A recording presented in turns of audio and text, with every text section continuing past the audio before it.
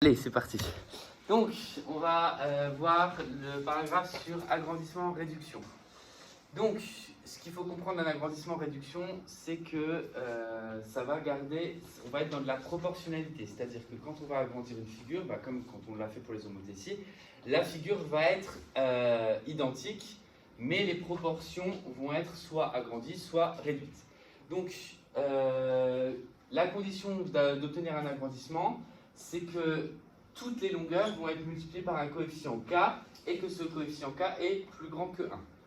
Quand on parle d'une réduction, du coup, le coefficient k va être Plus petit que 1. Merci Anouk. Donc plus petit que 1, donc compris entre 0 et 1. En effet. Donc le premier exemple qu'on va étudier, c'est un rectangle. Je vous propose donc un rectangle qui a pour dimension 5 cm sur de longueur 3 cm de largeur. Et ce rectangle va être modifié en un rectangle qui va faire 2,5 décimètres, 1,5 décimètre. Et la question qu'on va se poser, c'est quel est le coefficient qui permet de passer du premier rectangle au deuxième rectangle? Et ensuite, est-ce que c'est un agrandissement ou est-ce que c'est une réduction? Donc, pour répondre à la question est-ce que c'est un agrandissement ou est-ce que c'est une réduction, il va juste falloir savoir dire est-ce que le coefficient qu'on va trouver est plus grand que 1 ou est-ce qu'il est plus petit que 1. Donc dans un premier temps, on va schématiser la situation. On va dessiner un premier rectangle qui va s'appeler A, B, C, D.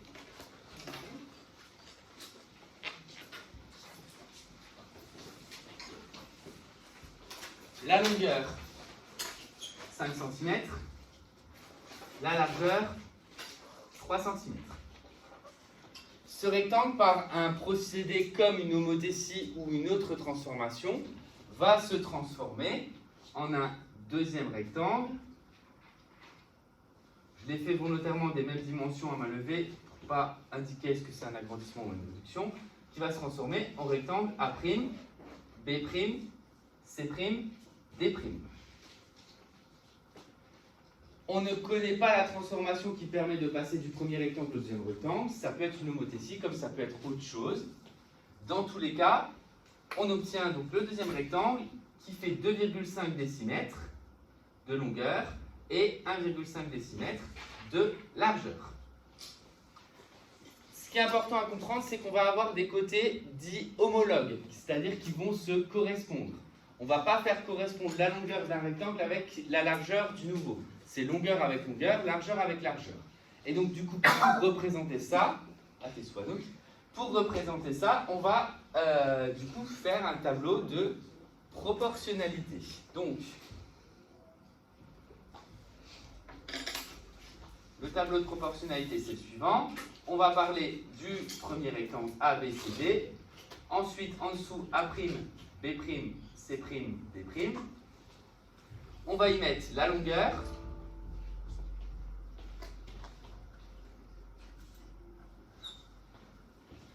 Et la largeur. Donc la longueur de ABCD, c'est 5 cm. La largeur, c'est 3 cm.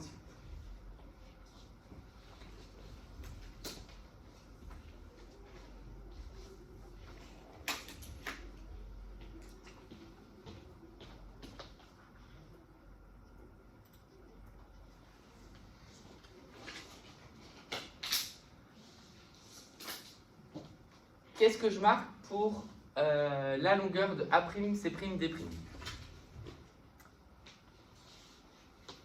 Qu'est-ce que je marque juste en dessous? Marie? 2,5 et 1,5. Non.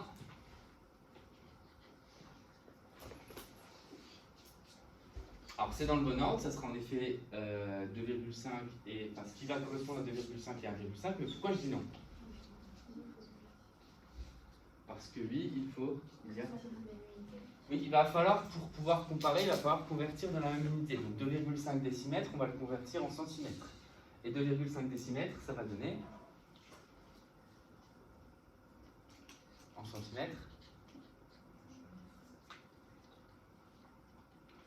Alors je rappelle à tous mes auditeurs, tous mes fans que j'ai des troisièmes en face de moi. Claude est désespéré. 25, en effet 25 cm. C'est ce qu'on a dit. Oui. C'est ce qu'on a dit. Elle l'ont dit, hein. Il y aura la preuve. Donc, Alors 20 là, vous pouvez écouter. donc 25 cm. Et j'ai dit non? Mais oui. Je sais que je préférais la réponse d'Elia. Donc, ensuite, 1,5 décimètre. 15. Très bien, Lisa. 15.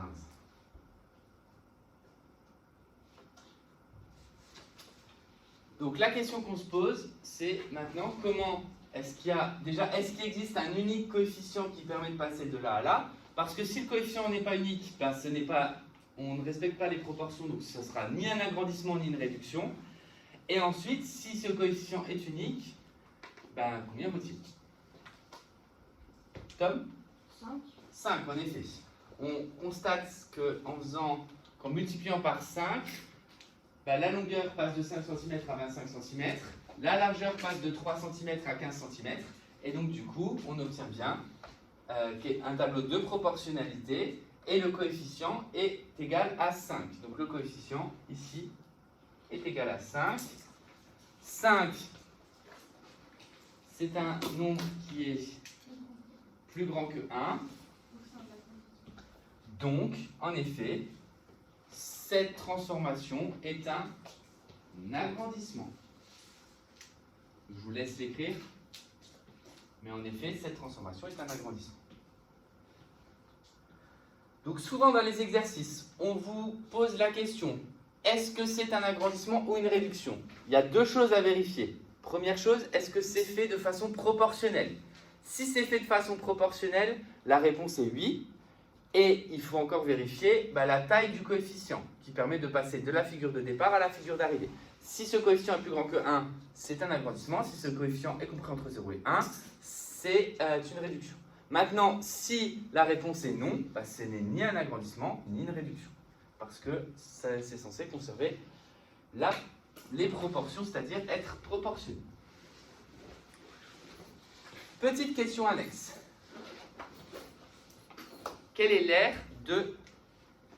du rectangle de départ? Quel est l'aire du rectangle d'arrivée? Vous avez le droit à votre calculatrice.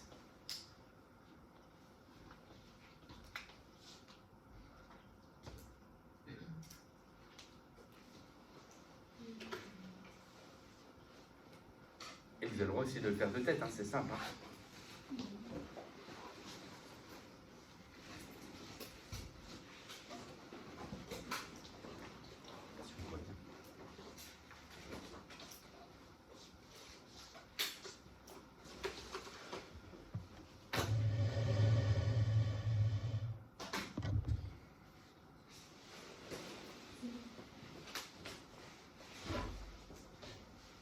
Alors, l'aire du rectangle de départ, je pense que ça pose souci à personne. Ça vaut combien? Enzo?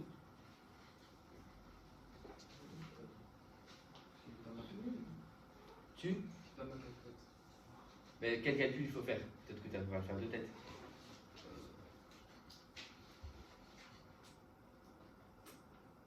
Comment calculer l'aire d'un rectangle? Oui, on fait. Donc, alors en l'occurrence, longueur par largeur, oui. Donc 5 x 3, tu as besoin de la calculatrice? Ça fait 15 unités. Quelle unité? Centimètre. Alors l'unité d'air, c'est pas centimètre, mais centimètre. Carré. Je vous promets, je les ai pas eu tout au long de ma scolarité. Bref, donc 15 cm carrés et pas centimètre cube. Ensuite, le deuxième, c'est peut-être là où la calculatrice peut intervenir. Elia? 375 cm. 375 cm. Donc, on constate, on peut faire une flèche pour dire que les longueurs, elles ont été multipliées par 5. Toutes les longueurs ont été multipliées par 5. J'aurais pu très bien tracer la diagonale, maintenant que je sais que c'est proportionnel. La diagonale AC a une certaine longueur qu'on peut calculer d'ailleurs avec le théorème de Pythagore. bah, la longueur A'C', elle sera 5 fois plus grande. Maintenant, l'air, qu'est-ce qu'on peut en dire?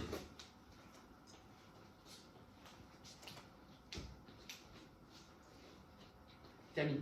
Bah, l'air du rectangle A', B', C', D' est 5 fois plus grand que celui du rectangle ABC. Parce qu'on sait que 15 fois 5, ça fait 375. Alors, ce n'est pas 5 fois plus grand, justement. L'air, il y a un coefficient qui permet de passer de là à là, et j'aimerais bien savoir justement lequel. C'est pas 5, parce que 15 fois 5, ça fait pas 375. Ça fait juste 75.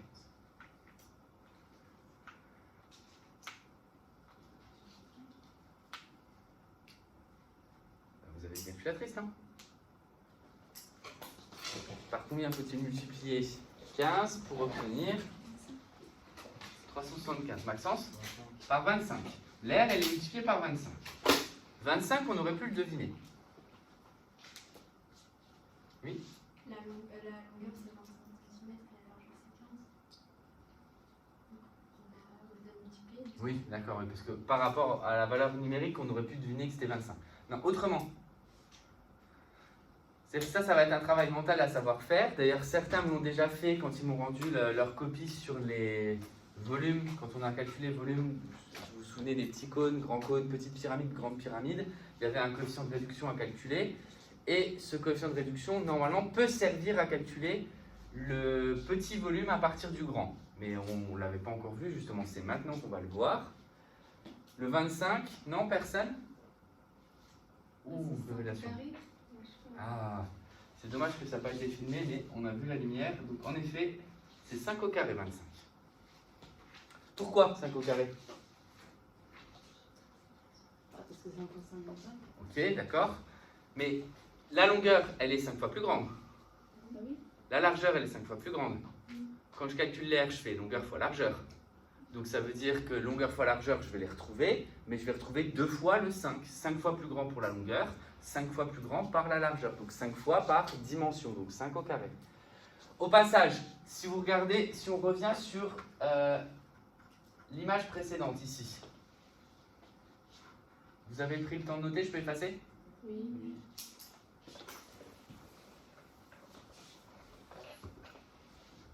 Donc rapidement et pas forcément au bon endroit, je refais la figure de l'homothétie. 2, 3, 4, 5, 6, 7, 8, 9. 1, 2, 1, 2, 1, 2. Voilà. Combien de carreaux ici? C'est-à-dire quelle est la surface en unité d'air de la petite figure?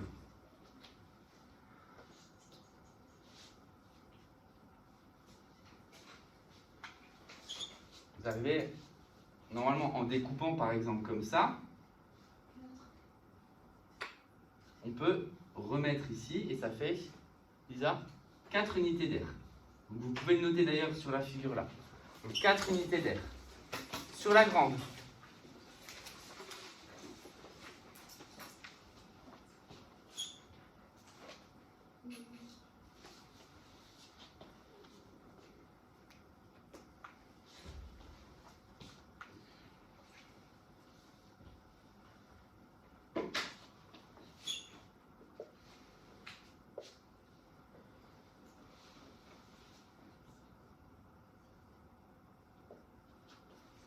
Maxence? 36. On a dit que le coefficient en termes de longueur, toutes les longueurs ont été multipliées par combien dans cette figure? 3. Donc les longueurs, c'est x 3. L'air, ça va donc être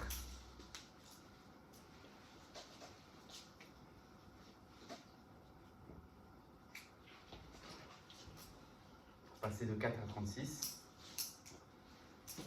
Tom? Fois 9. Et pourquoi x 9? 4 fois 9, c'est 36. Ouais, d'accord, mais pourquoi 9 comme on aurait pu le deviner sans trouver les valeurs? Il y a 3 au carré. Donc, ce que je veux que vous reteniez de ce petit paragraphe, c'est que quand on va faire un agrandissement, toutes les longueurs, ou une réduction, toutes les longueurs vont être multipliées par le coefficient k. Quand par contre on va agrandir la surface d'une figure, la surface d'arrivée va être multipliée par... On va obtenir la surface d'arrivée en multipliant non pas par le coefficient, mais par le coefficient au carré.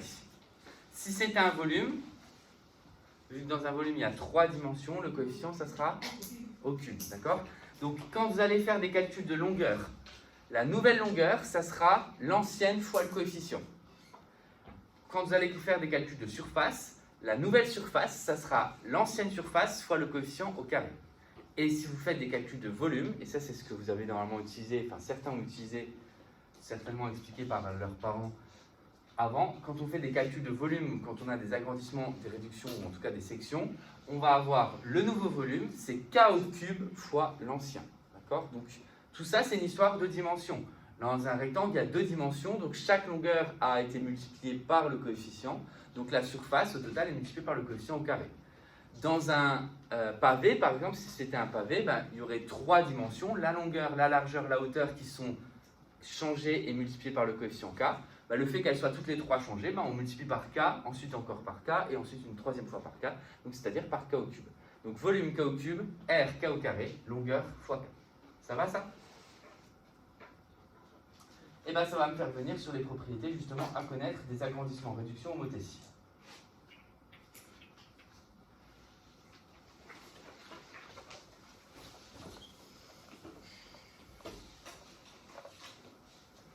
Donc déjà, première chose que...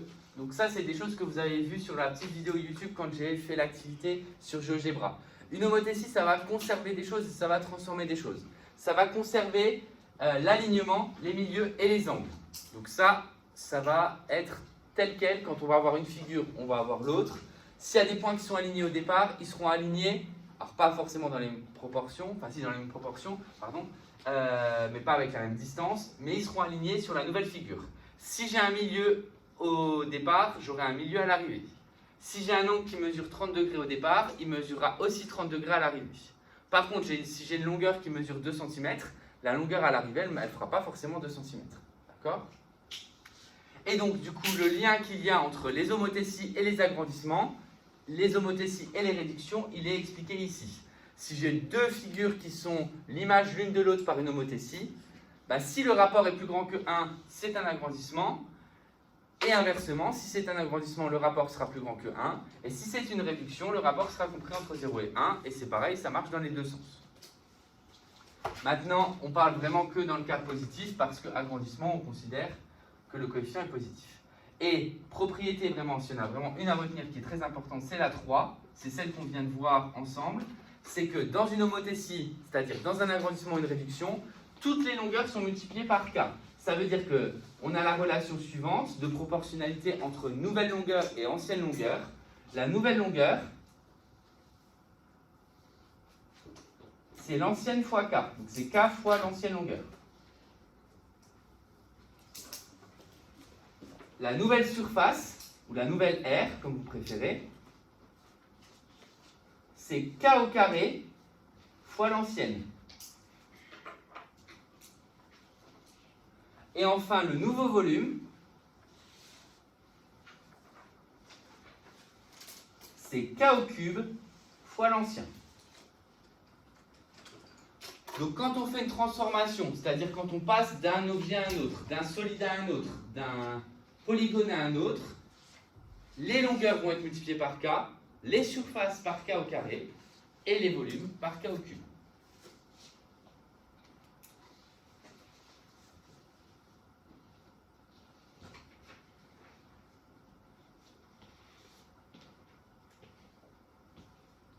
Et ça, c'est important à comprendre. Souvent, l'exercice classique type brevet, on vous présente un cône. On vous présente un cône ici, et on met de l'eau à moitié. À la hauteur, d'accord? Là, il y a une certaine hauteur. Et on dit que cette hauteur-là correspond à la moitié de la hauteur totale. La question qu'on vous pose, c'est est-ce que le verre est rempli, enfin la quantité d'eau, c'est la moitié de la quantité totale. si je remplis jusqu'à la moitié de la hauteur, est-ce que c'est la moitié, j'ai mis en quantité la moitié d'eau, ou est-ce que j'en ai mis moins, ou est-ce que j'en ai mis plus? Moins, logiquement c'est moins. Maintenant on peut savoir exactement combien moins. C'est-à-dire, c'est pas très français ce que je viens de dire, oui. Ici, la hauteur fait 1,5. Ça veut dire que le coefficient de réduction c'est la moitié, c'est 1,5. Toutes les longueurs vont être multipliées par 1,5. Mais du coup, le nouveau volume, donc si j'appelle V' le nouveau volume et V l'ancien volume, je ne sais pas exactement combien ça fait, mais le lien entre les deux, c'est que le coefficient c'est 1,5 et il va être multiplié par lui-même 3 fois, donc ça sera 1,5 au cube.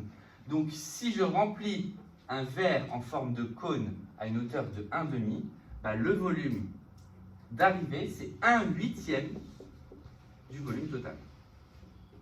Pourquoi 1/8? Parce que 2 au cube ça fait 8. Donc ça c'est souvent une petite question qui est posée au brevet.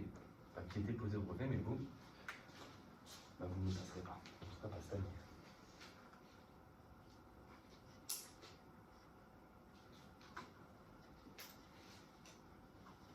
Alors, exemple d'application, je vous laisse quelques minutes pour essayer de compléter.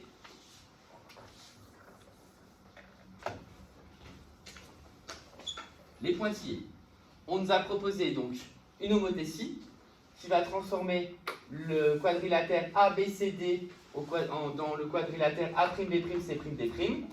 Et les questions qu'on vous pose, c'est de compléter le texte à trous en fonction de la figure.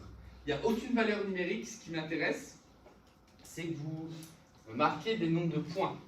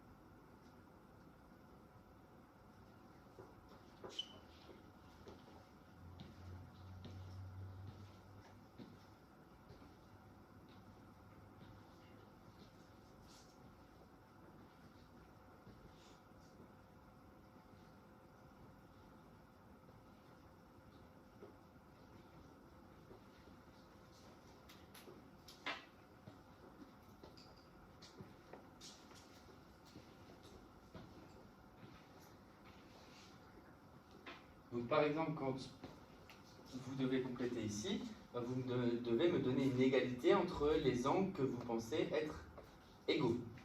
Ici, quand on vous parle des longueurs qui sont multipliées par 2,5, donnez-moi un exemple. Vous me dites, par exemple, telle longueur, c'est 2,5 fois telle longueur. Et pareil après, pour les aires, vous allez trouver une valeur pour l'aire par combien elle est multipliée. Du coup, vous me dites, la surface verte, par exemple, c'est je ne sais pas combien de fois la surface violette.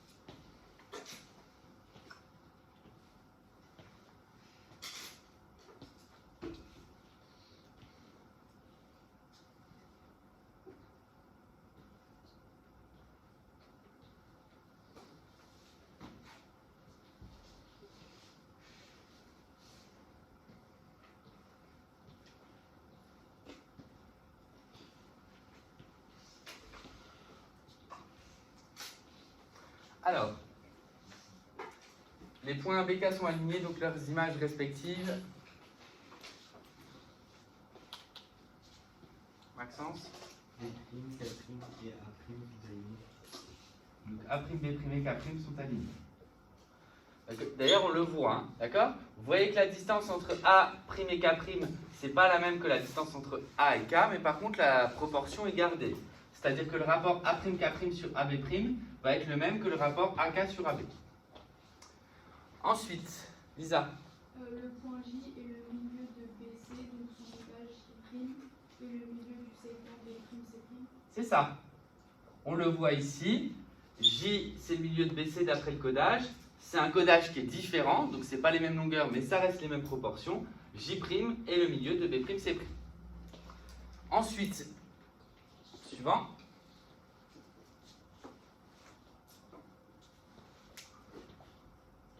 Sur l'angle.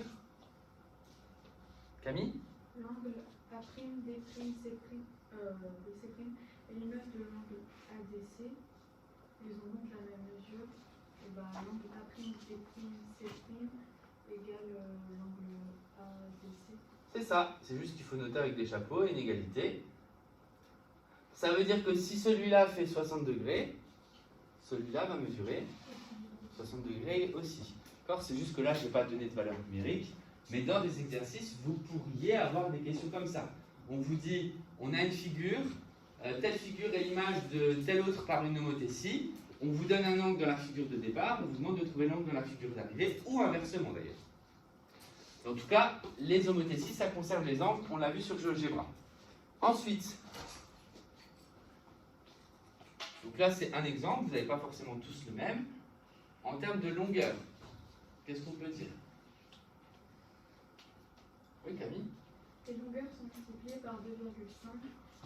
Ainsi, A'D' égale AD fois 2,5. A'D', oui, j'imagine, égale AD fois 2,5. Oui, par exemple. Donc là, il suffit juste de prendre une longueur et son symétrique et de dire que je prends la longueur de départ, je la multiplie par 2,5, ça me donne la longueur d'arrivée. Donc vous n'étiez pas obligé de choisir A'D', vous pouviez très bien choisir A'K', ou même des longueurs qui ne sont pas tracées. A'C'. Toutes les longueurs de figure de départ, les longueurs qui se correspondent, vont être multipliées par 2,5. Les aires maintenant.